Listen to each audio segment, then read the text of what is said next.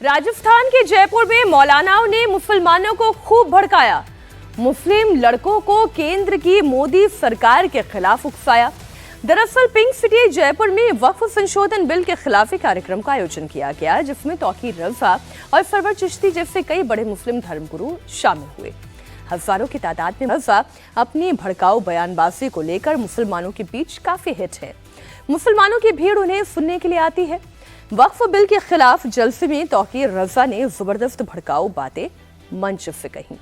मोदी सरकार के खिलाफ खुलेआम मुसलमानों को भड़काया भी।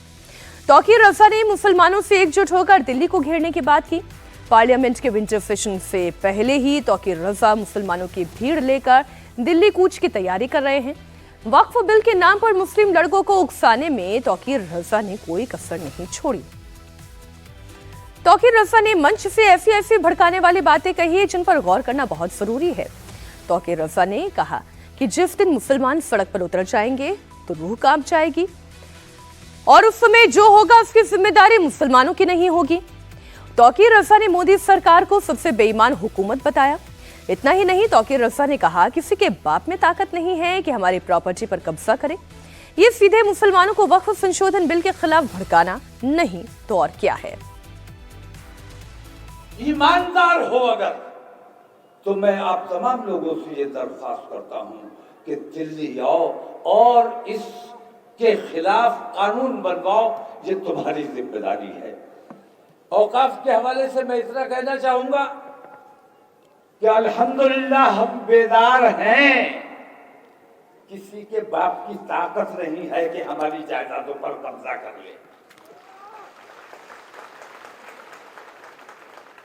और मैं कहता हूं तुम आओ, 24 तारीख को ये बात होगी, ये दिखाया जाएगा कि आज हम पूरे अमन और अमान के साथ आए हैं, हाथ में तिरंगा लेकर आए हैं, कानून अपने हाथ में नहीं लिया है, कानून के दायरे में आए हैं। लेकिन अगर हमारी बातें नहीं मानी गई तो 15 दिन के बाद फिर आएंगे और उस दिन तुम्हारी जिम्मेदारी होगी।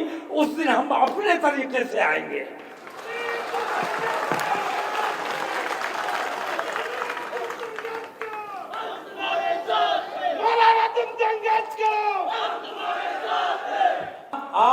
आप जयपुर से चलो तो दिल्ली तक जाम होना चाहिए। इस अंदाज में अगर निकलोगे तो तुम्हारी सुनी जाएगी।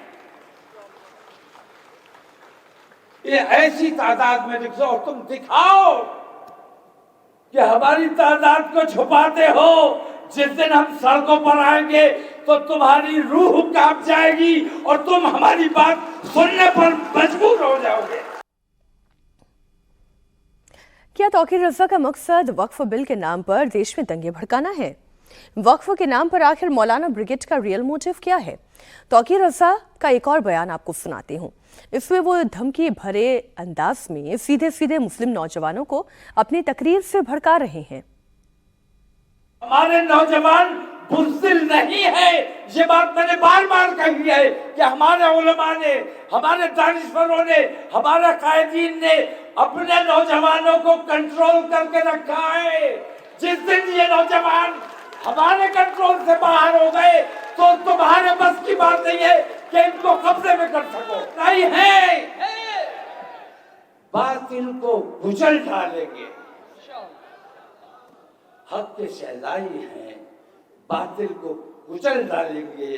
गर्दिशे तहर भी उलझी तो मसल डालेंगे।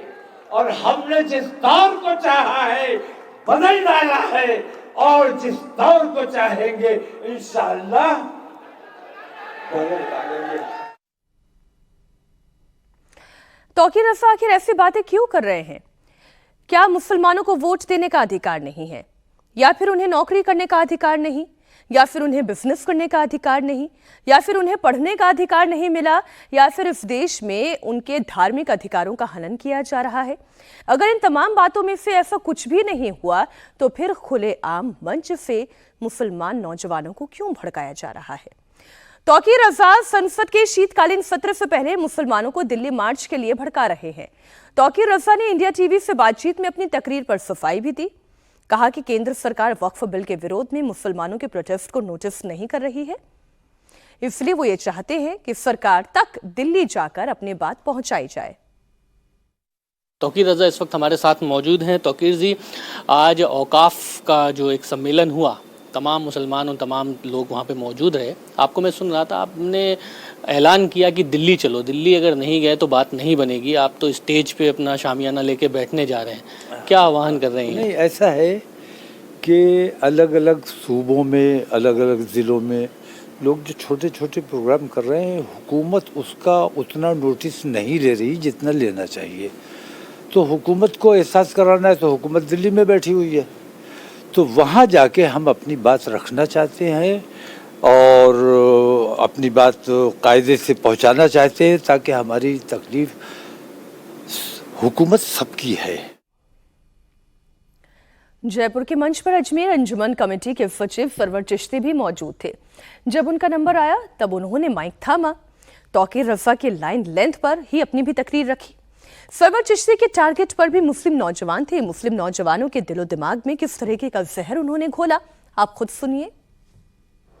आपने अगर किसी बुजुर्ग 80 साल को ट्रेन में 15-20 जनों ने मार कर ये साबित करने की कोशिश की कि आप सूरमा हो, तो ये आपकी संस्कृति है, ये आपकी सभ्यता है।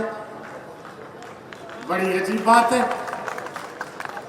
एक 80 साल के दादा के बुजुर्ग को मारते हो। अच्छा, नुपुर शर्मा से लेकर इस नित्यानंद तक इन्होंने हुजूर की शान में गुस्ताखी की और आज तक ये अरेस्ट नहीं हुए। और हमारे बच्चे जरा सी बात कर दे तो उनको यूएपीए में बंद कर दिया और 5-5 साल उनकी जमानत नहीं होती है। ये जुल्म नहीं है तो क्या है, ये सितम नहीं है तो क्या है? मुझे आप बताइए ना।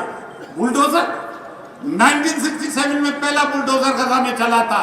ये इसराइली मैकेनिज्म को दोहरा रहा है। तो ये भी देख लें, पूरी दुनिया की ताकत है एक तरफ, साल भर से ज्यादा हो गया, फाका कशी करके हर तरह की ताकत करके ये बता दिया कि दुनिया के सब में सूरमा कौम मुसलमान है कि नहीं?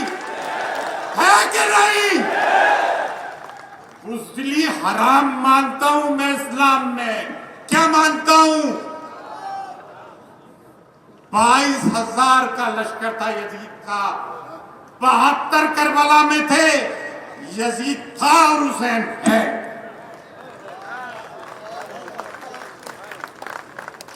जब तक जुर्रत अली और फिक्र हुसैन नहीं होगा, आप कामयाब नहीं हो सकते। और इसके रसूल इसमें पिना नहीं होगा तो तमाम बातें बातिल है, हक नहीं। जयपुर में मंच सजा तो कांग्रेस के लोकसभा सांसद इमरान मसूद भी पहुंच गए। मौका मिला तो मोदी सरकार पर जहर उगल दिया। इमरान मसूद ने वक्फ बिल के नाम पर मुसलमानों को ही नहीं, हिंदुओं को भी भड़काने की कोशिश की।